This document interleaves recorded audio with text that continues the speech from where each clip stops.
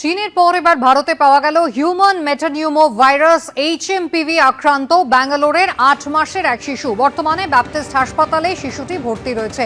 ভারতে এটি প্রথম এইচএমপিভি সংক্রমণ। কর্ণাটকের স্বাস্থ্য দপ্তর তারা গত পরশুদিনই ৪ তারিখ একটা গাইডলাইন প্রকাশ করেছিলেন এবং সেই গাইডলাইনে তারা বলেছিলেন যে মানুষজনকে তারা সতর্ক করেছিলেন এবং উল্লেখযোগ্যভাবে সেই কর্ণাটকেই কিন্তু প্রথম এই দফায় প্রথম এইচএমপিভি ভাইরাসের সংক্রমণের খবর সেখান থেকেই এলো। যেটা সমস্যা হচ্ছে যে এই ভাইরাসটিকে শনাক্ত করার জন্য যে পরীক্ষা পদ্ধতি সেটা অত্যন্ত ব্যয়বহুল। একটা ভাইরাল প্যানেল টেস্ট করতে হয় যার খরচাটা অনেকটা বেশি।